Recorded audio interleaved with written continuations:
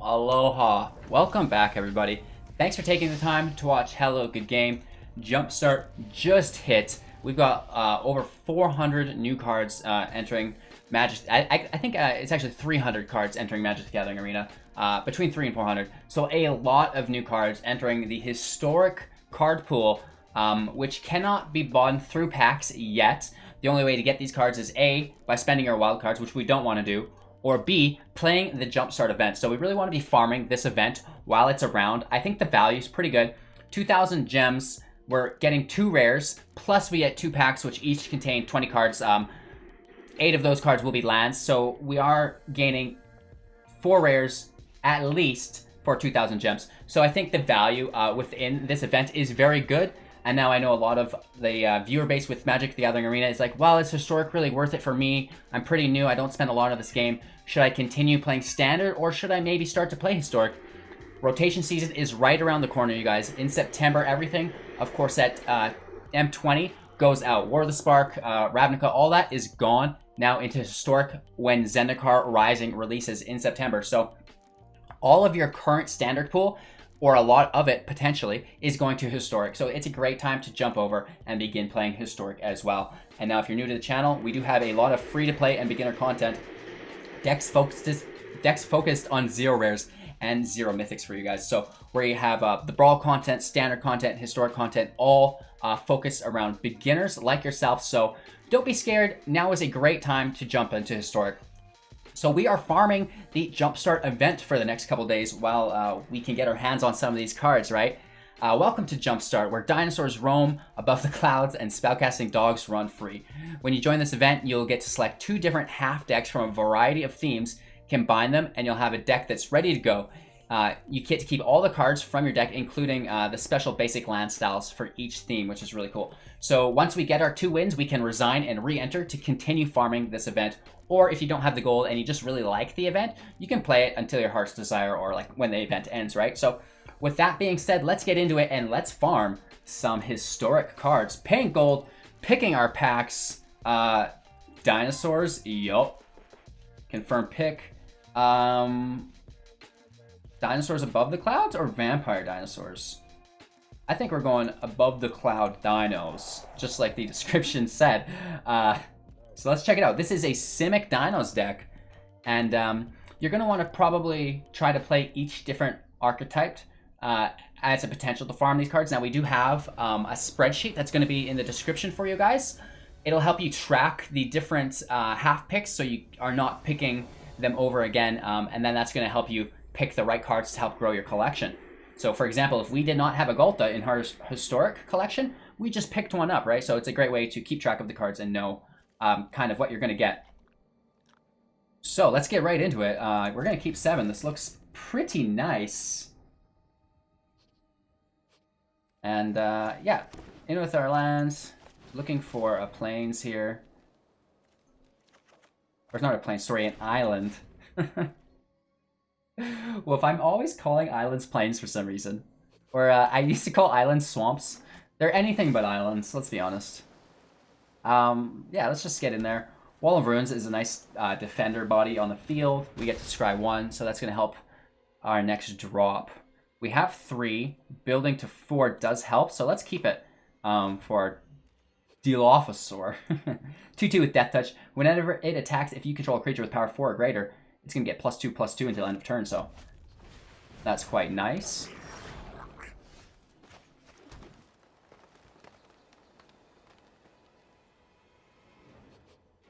So we can buff our defense and kill his attack, but I don't think that really does anything. Let's just hold the phone.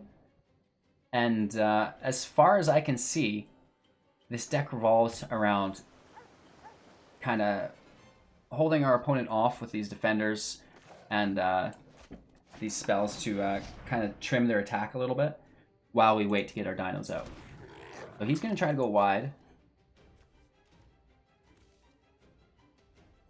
Let's take our turn. So we get a Throbbing Isle. Enters tapped. That's pretty cool.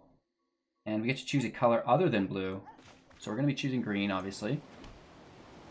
And that's our turn, also sadly. But we're getting that tapped land in play, and now we can play our other land on top of that.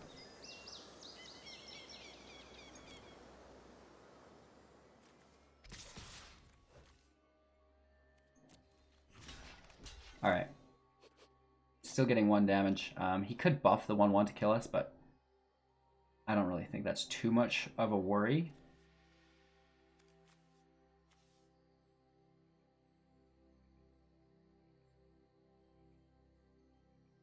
I'm sure Spellslinger deck does have battle tricks or mid-combat interaction.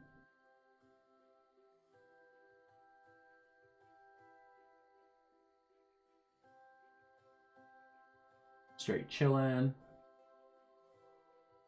Oh, really? Okay. Nothing. He could have a damage spell now, I guess. Still nothing. Let's take our turn. Instant speed draw, or we take 3/3 flyer, or the death touch.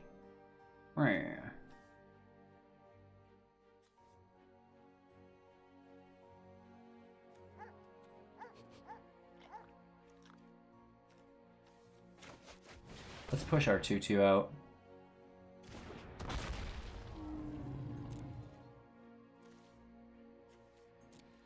We want to push our Drake out as well, decreasing the cost of Gulta. When it enters the battlefield, target spirit gains hexproof until end of turn. You may cast spirit spells as though they had flash. That's actually pretty interesting.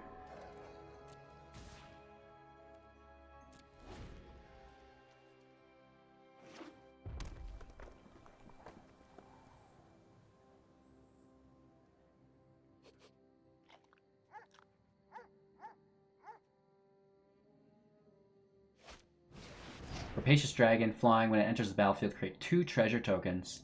So that's a 3/3 with flying. Pretty cool. Treasure tokens are helpful as well. Again, we could kill his attack and buff our defense. Take us up to 4. We don't have reach, though, for these flyers. Yet. We can't put our own flyer out.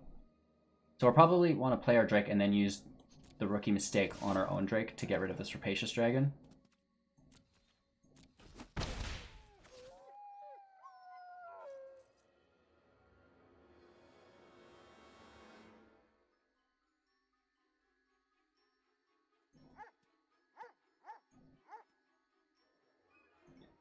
All right, this is a pretty slow match, but like these games are a little bit different than your typical games if you're used to playing standard. I think it's going to be a little bit slower just because they are pre-constructed decks that are also a little bit random, right? So the games are going to be fun, needless to say, right? We're going to have a lot of fun in this Jumpstart event. And even though we're not really executing very well ourselves, it's always cool to have a game plan and not really knowing what it is because you've not played that same deck 10,000 times in the meta over and over again. So we want to give our Gulta flying later on. So let's just throw our Drake out. And then no attacks here. We could trade with the dragon, but we'll probably just take the damage from the dragon, trade with the rattle chains, and then next turn we can use our rookie's mistake to trade with the Rapacious Dragon. Which should help, but then again, we do have to remind he's got 4 cards in hand to engage with us. Gulta's down to 7. We have 4, 5. Oof, oof, oof, oof. So we're tapped now. There goes our game plan. We're gonna hit for 5. That's a big hit, let's be honest. That's not something I want to really partake in.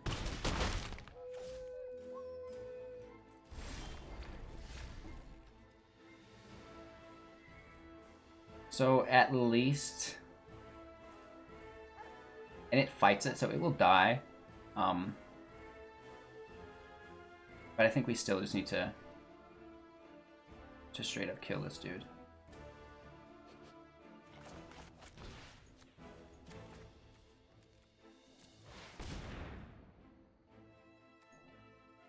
we not control a dinosaur?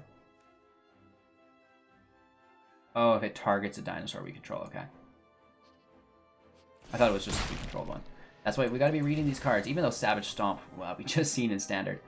Probably no blocker for the flyer, but I also don't necessarily just want to attack for nothing. Her.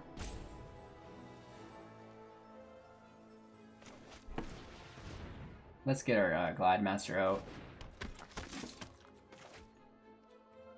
Reduces the cost of our Ghalta a little bit more so we can play it next turn. And then hopefully we can just pump it with flying, remove his flyer, and go from there. It's gonna be a little bit tricky, but I think at least we have a game plan.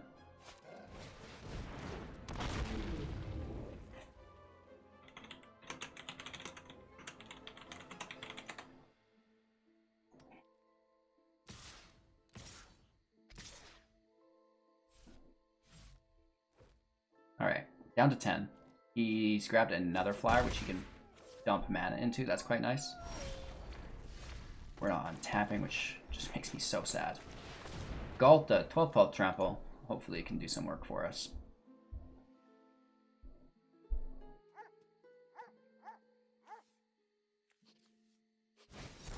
Woo! Rewind. That is so very hot. That's going to win the game for sure. Good game.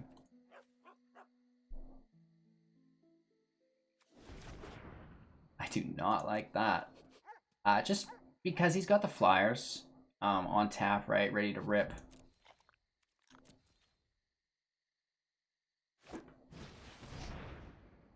Spirits in the house. Very nice. Spirits and dragons or spirits and goblins? I think it must have been spirits and goblins.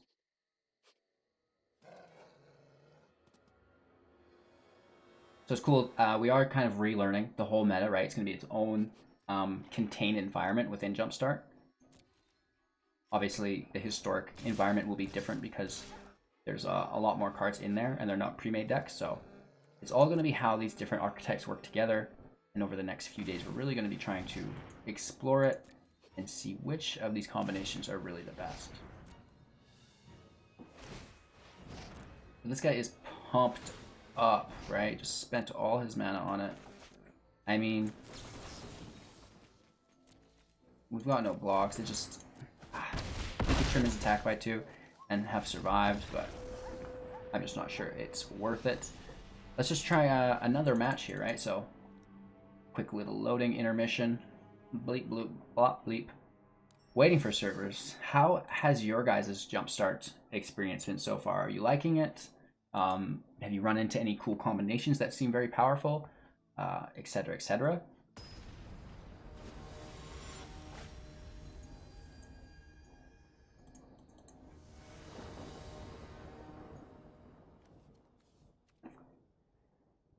A very underwhelming hand.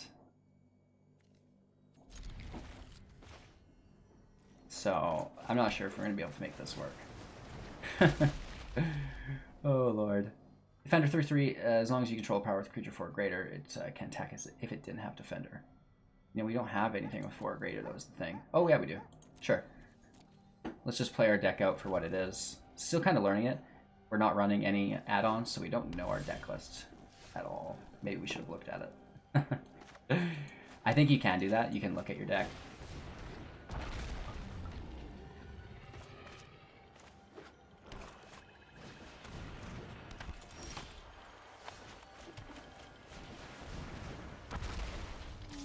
Hitting with a 3/3 now, which is quite nice. The Goo Caller's Accomplice can pay 4, exile it from your graveyard, create a 2/2 creature token, and activate it on sorcery speed. When it dies, each opponent loses 2 life and you gain 2 life. That's going to be sick with Veto. Am I right?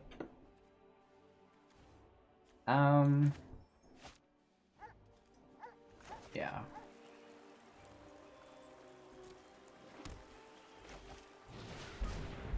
Let's take a few green sources out. One goes into play, other in our hand. Oh, golly. Let's keep Billy back, just in case, because if he does kill the 2/2, then the 3/3 is basically useless anyway, so.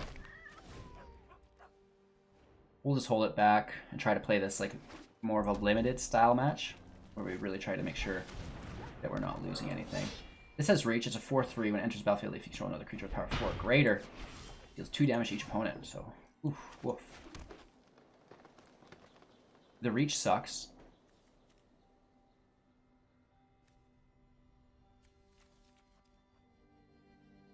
We need the the flyer to block his flyer, right?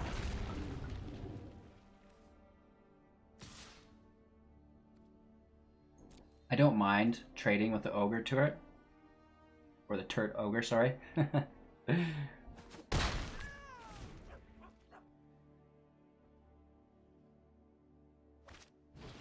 Ooh, volcanic salvo. Crushes 2 of our creatures, 2 of the better creatures as well. But he gets free hits in here. And we're having tough luck back to back.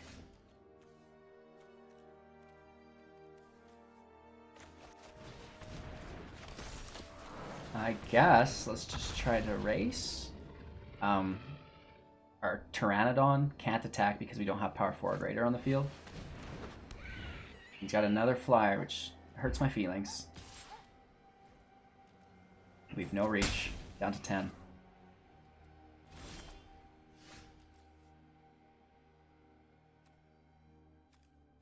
Alright, let's just throw the flyer out. It will block one of his. Right, just kind of try to stay alive here. Honestly, I think we smash in. And then it's up to him if he trades. We could take anybody out.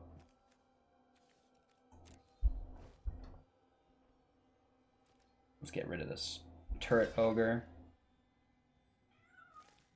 I mean, maybe he's an enchantment or an artifact, and then getting rid of the Brontodon's a good play for him. He's down to 8. We're at 10. Hopefully this draw really, really helps. He's got a full mitt still, so the odds are stacked against us.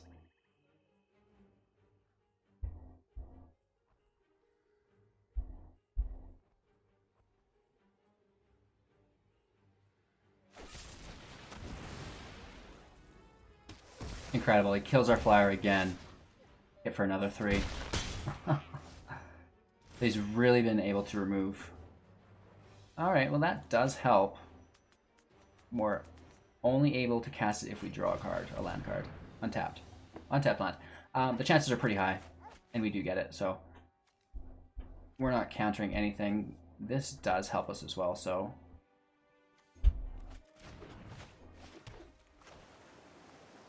this is instant speed as well.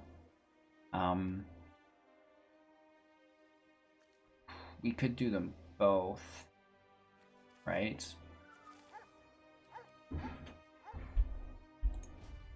So let's hold the phone, pass priority. They're both instant speed. Killing one, just kind of nuking the other. It would be cool to hit Lost Flying, right? That would be a little bit more beneficial than just kind of nuking its power.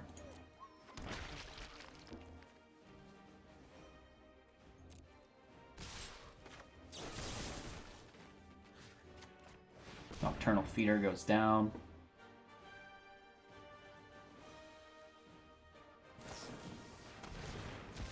Whoa, whoa, whoa, whoa. He sacrifices it to draw 2 cards. And whenever it dies, we're losing life. Nice instant speed play. Really liking that, actually.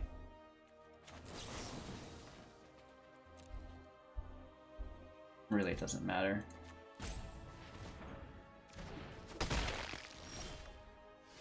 And of course we pull land.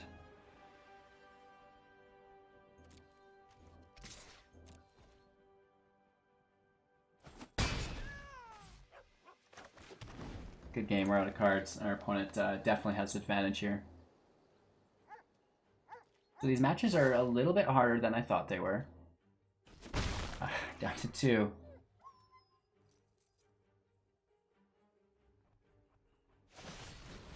Nice, and then he flings us for the KO.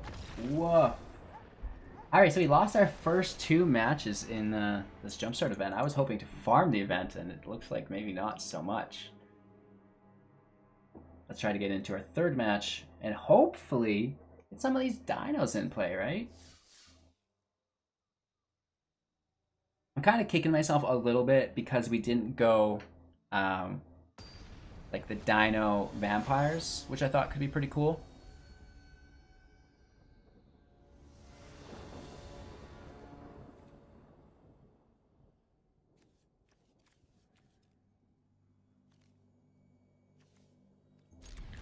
A lot of draw. Hopefully it's not too aggro. I don't think we need land either. That's all we really get.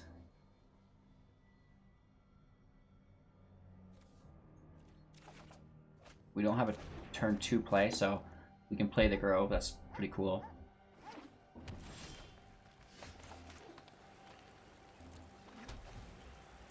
Cultivate next turn. Or should we play our... Yeah. Let's get our flyer out right away. The Great Glass Spinner. This is actually a really cool card. Flying. Creatures you control have whenever this creature becomes a target of a spell or ability the first time each turn, counter that spell or ability. And he just buffed himself up to 4. That's cool.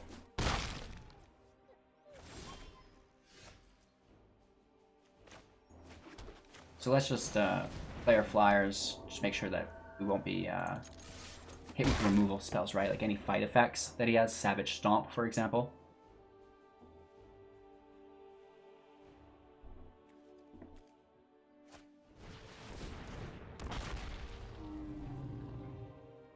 So we have no blocks. Taking big damage.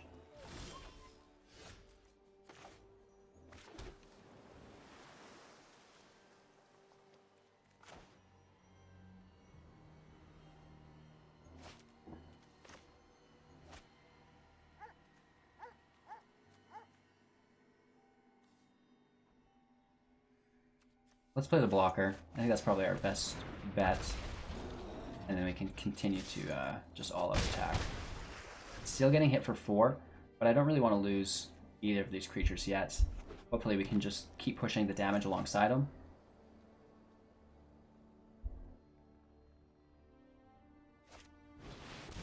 A 6/6 with trample? Wow, okay. That's problematic. Get rid of this Death Touch. He's lethal next turn. Savage Stomp does not help us.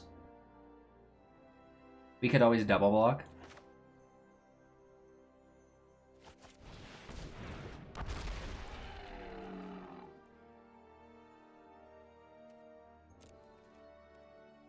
Which really sucks. Nice. Colossal Deadmaw coming into play. 6/6 trample. We have no removal.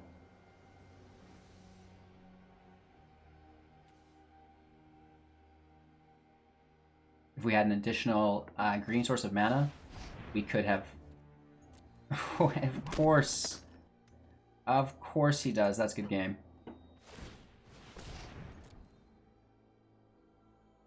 Incredible.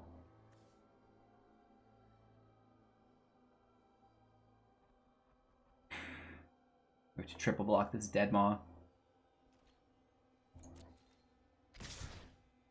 Taking 4 damage. Losing all our creatures.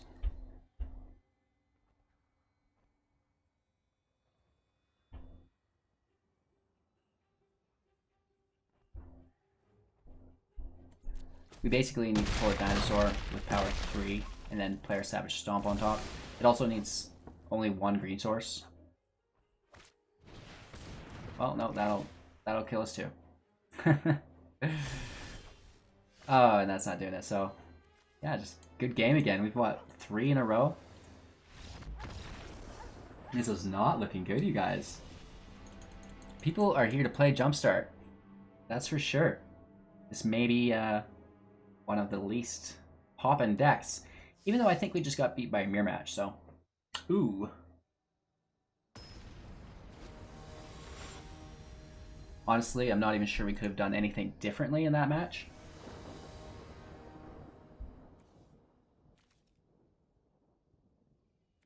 Free mulligan here.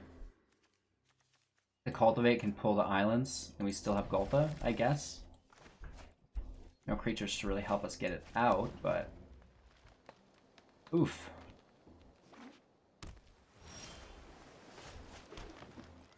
The Roaming Ghostlight. When it enters the battlefield, return up to 1 target non-spirit creature to its owner's hand. Interesting.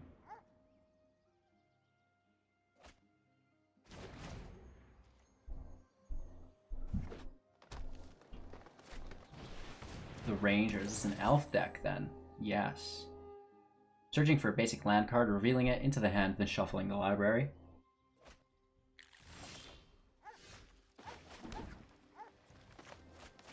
Taking our blue sources here is very important.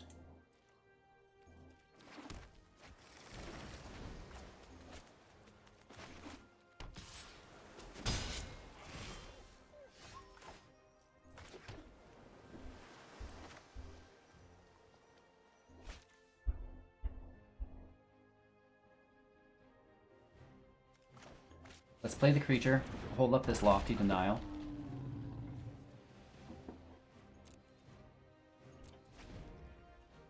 Vault us down to 9.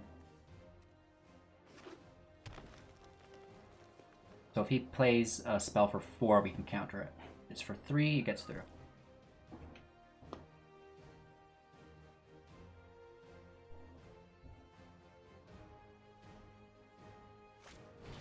It's very that he totally went all out, which is absolutely perfect.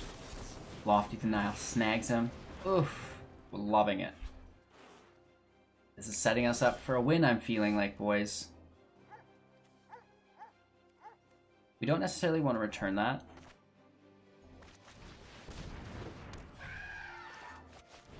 Take the scry before we draw. Isle can go. Then let's commune.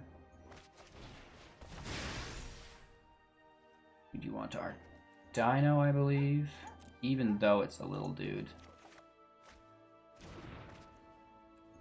And then we can start attacking.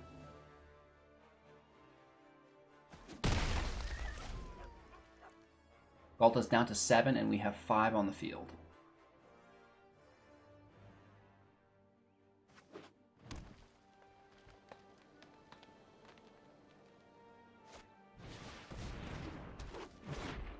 Pay 8, target creature gets +5/+5 and gains trample until end of turn. Wow.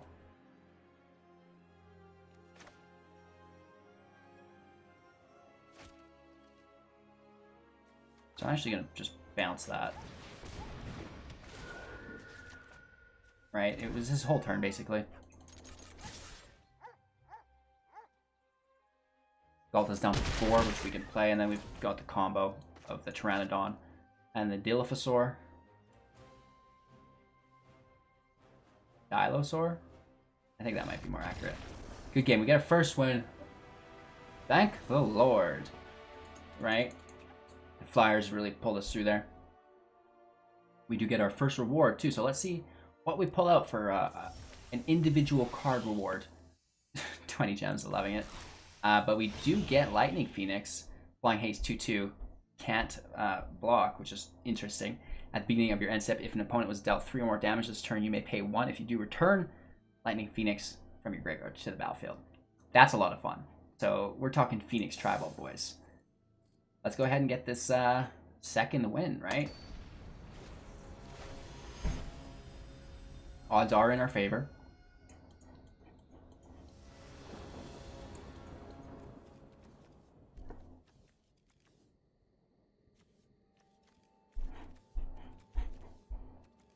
We're gonna mulligan this. It's not enough.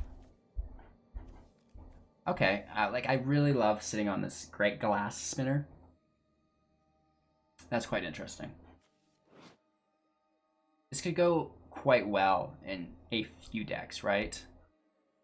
Of course, it does leave you open to non-targeted removal like Field Waves, but that's where you carry the counters for, and just make sure you lace those in individually.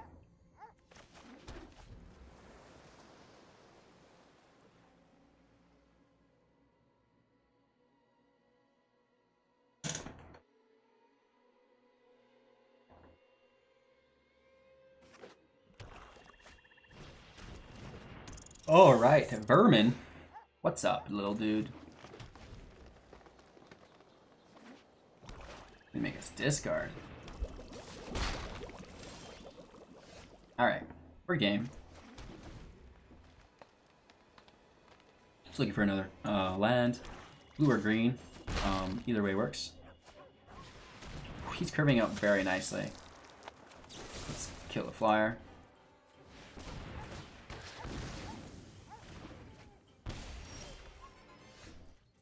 We missed the land drop again.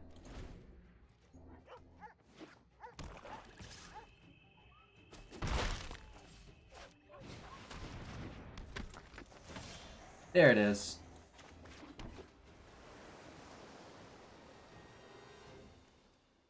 So it sucks that he could just sack it to get rid of it at any point. He may have removal, so let's get our glass spinner out, and that's going to protect us, forcing him into a double cast.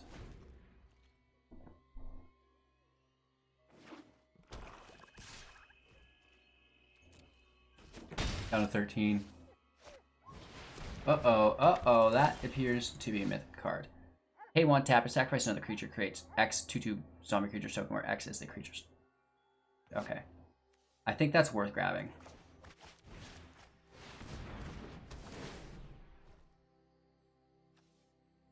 Oh, it just taps it, and then it can't untap, so you can't activate it, which is great. For some reason, I thought it dropped the abilities on it. So he can still sack it, which is good, but we're running low on life. We need to kind of throw up these defenders. Get this Windstorm Drake out, puts this to a 3/3, can block the Ghoul Caller.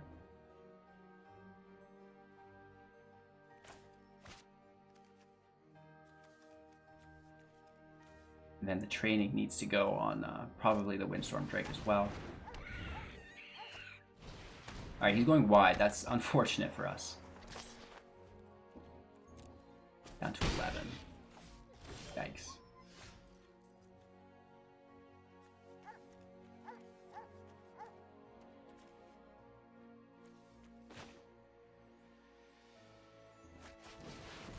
This actually doesn't help us as much as I thought. It doesn't increase the defense.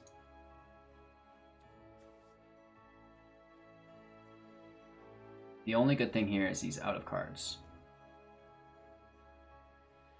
He can sack creatures to draw cards. So he's got a lot available to him. That's not very good for us.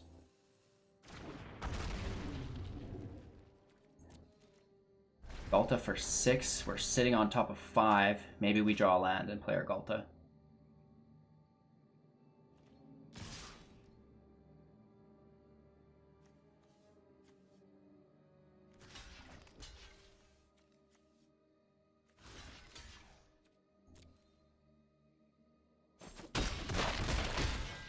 We're gonna have to discard here. I think it's the training.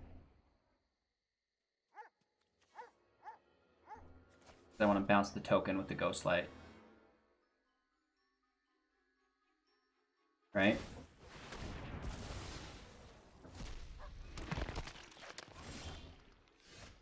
Even though we could play Ghalta, I think it's important to just get rid of this token in the moment. Right? He can't pay for it right now because it costs 2 to activate his sacrifice, his Witch's Cauldron. Which is how it normally should be, Witch's Oven, right? And we're starting to get more comfortable. But again, I think we just need to chill out, no attacks. We have to get rid of this Death Touch so Ghalta can hit for free. Right, we don't want the Death Touch to kill Ghalta.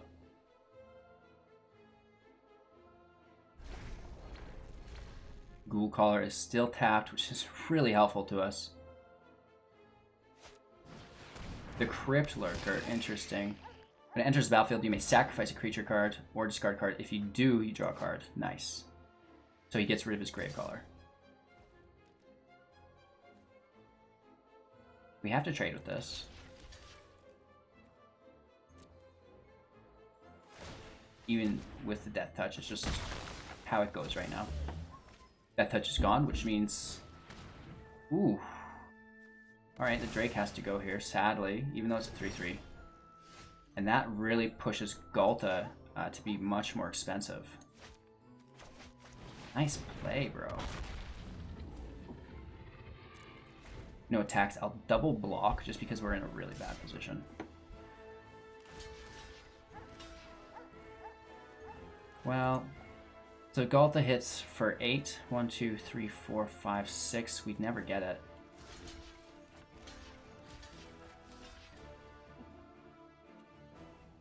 No, we have Death Touch. We don't need to double block. Single block does it. Almost lost our spinner there, boys.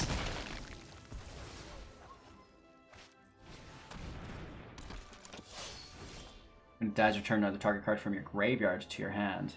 That's not nice. Let's just instant speed this, because we could pull something for 3 that we could cast. Get rid of the land. Play this Defender, which actually is a huge help. This costs 4 to exile.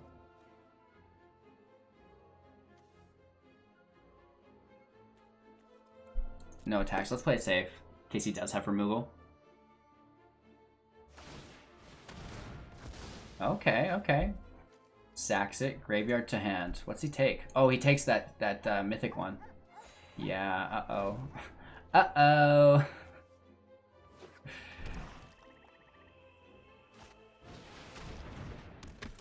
You gotta immediately pull something to deal with it.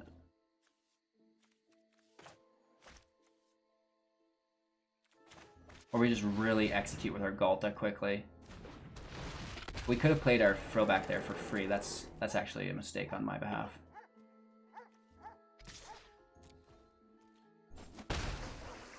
He's giving us a good game. Maybe he's that scared of Galta.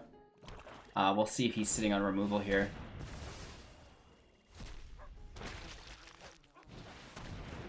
Oh yeah, zombies you control get buff. Then he's sacking it to make 3. Yeah, nice.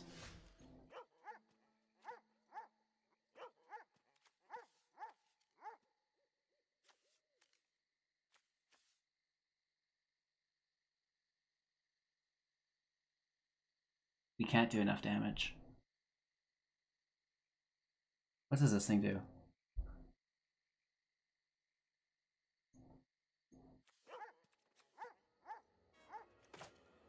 I guess let's go wide.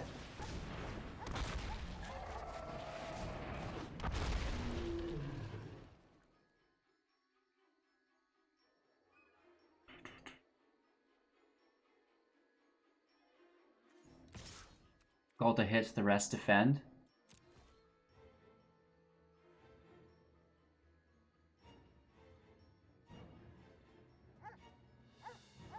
You deal 11 damage to it only.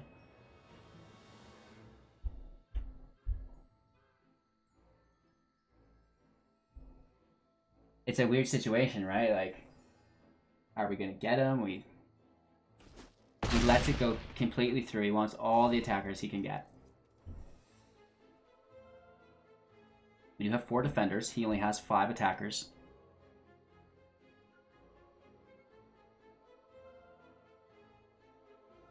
I mean, yeah. This is brutal.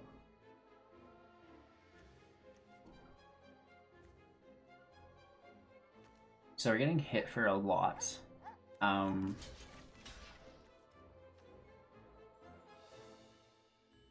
2 or more creatures with flying.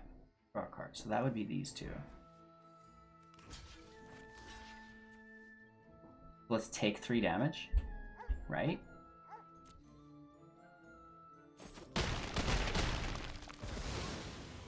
Down to 5. He's at 9. 8 mana. Flying trample, 5/5, nice. And we have to sack a creature, which is exactly what we didn't want to do.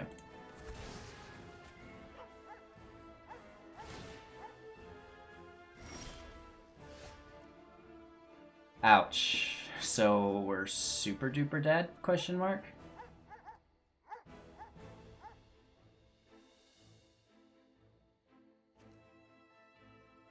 Right? I don't think this works. I mean, we can defend. It's going to make the 5/3/3s. It doesn't work. It doesn't work. We get close, though. Maybe he chump blocks it, and he's like... No, he's just gonna...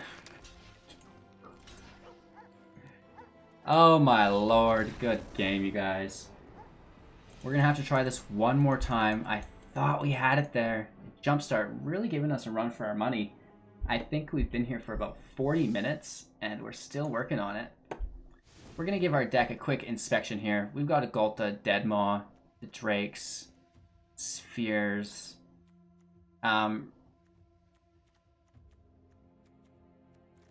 Needless to say, this is a very underwhelming deck, which may explain some of our struggles within today's video, but you know, that's how it goes. We have to really pick the winning archetypes, and so far it doesn't seem like Dinos is really too hot other than Ghalta.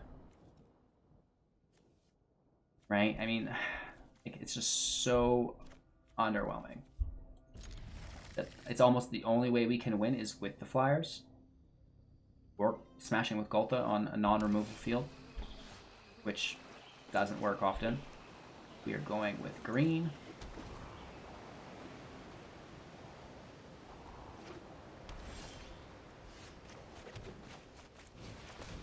A little bit more ramp there with our Drover of the Mighty. You can tap to add 1 mana of any color, and then it gets +2/+2 whenever we control a Dino. And here's the removal, just like that, right? So the -3/-3 could have hit us really whenever he wanted.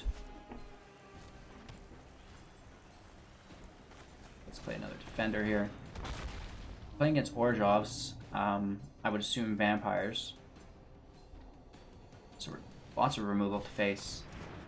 Can't attack, it's a defender anyways, so okay.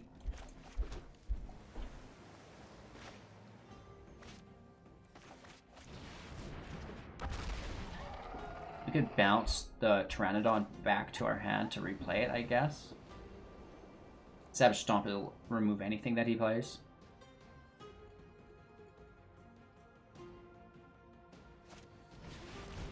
The Retriever, oh my lord. When it enters the battlefield, choose one, put a 1/1 counter on it, return target artifact or enchantment from your graveyard to your hand. That's looking hot, you know what I mean? This is a Dino, so... Well, oof, that sucks, right? Because we're going to lose it and we want to return it to our hand. Let's be a little bit weird here. Let's return the Pteranodon first. Then we replay it and we'll deal with it next turn. I'm going to attack because we have Death Touch, so I doubt that he blocks. He just really wants to keep these pooches alive. Savage Stomp is going to save us here. Alright. Woof. 5/6 Biggie. Kind of getting away from us now unless we do the Death Touch, which honestly is probably worth it. Right? Let's just take that out quite easily. Lands, and I guess let's just thin our deck a little bit. Doesn't matter what we take at this point, we have plenty of land. And then I guess take the Scry for next turn as well, right? Brontodon is a creature at least, so we can keep that.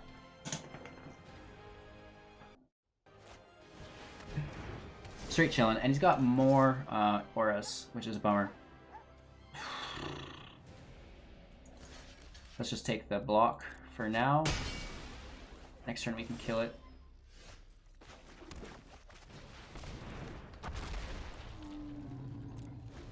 He's still got 4 cards in hand though, which is like not good.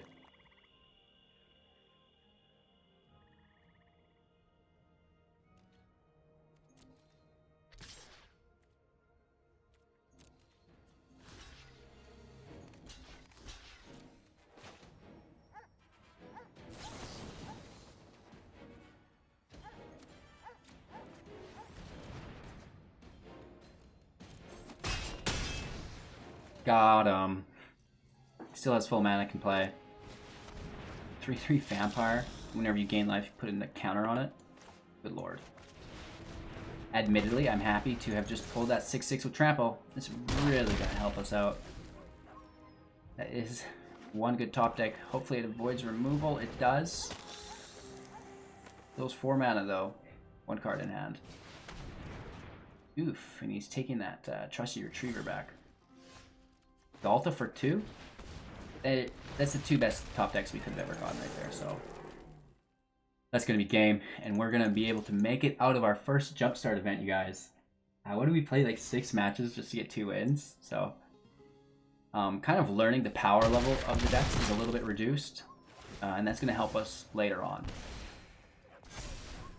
Do 4/4, can't really do anything about it. Graveyard to his hands, which he could do, play for 3, right? That's the Nocturnal guy again, which is it's cool, it's cool. He decides to take this Forced Worship instead, can't attack. Pretty brutal. I think we could pay 3 to return it to his owner's hand if we had it. But we could also just snag it like this, right? He's tapped on mana, so he can't return it to his hand. We just get to take care of it. Just like that. Good game. And we'll hit in. Woohoo! So, that is that's pretty cool. That's our first Jumpstart event. We did use Dinosaurs and Above the Clouds, so Dinosaurs and Flyers. I don't think the synergy was incredibly good, but nonetheless, we are still collecting these rares, getting those Jumpstart cards from our deck, so it's a lot of fun. I really recommend playing the Jumpstart event, and I'm trying to help bridge the gap of the Arena community between Standard and Historic, get you guys partaking in Historic more. I think as Arena progresses, it's going to get a lot better. Like we've seen Jumpstart just get pumped in. Now we have Amoket Remastered getting pumped in next month, and then renewal season with Zendikar Rising. So I think Historic is going to be the new place to be. Standard does become a little bit grindy with the top 4 tiered decks, and I think Historic's going to have like 20 top tier decks, so it's going to be a lot more fun just for the daily players who maybe aren't really looking forward to playing the same 5 games for 8 hours every single day. So thanks for watching, you guys. I really appreciate your time and attention. I'm live on YouTube every single morning, 6 a.m. PST. At 7 a.m. we go live on Twitch for 2 to 3 hours, and then we're in the Discord for the remainder of the day. Links for everything in the description below. Big shout out to all of our Patreon, Twitch, and YouTube supporters. Your financial support is incredible. It's really helping us not only upgrade the stream, but start looking for a new place where we can get better internet connection and really pump out the better quality, especially on the stream. I know the YouTube content's pretty good because it's just recorded, but the stream is brutal. So thanks for watching, you guys. I really appreciate it. Don't forget to like, comment, subscribe, share to a friend, and we will see you all tomorrow with more Jumpstart.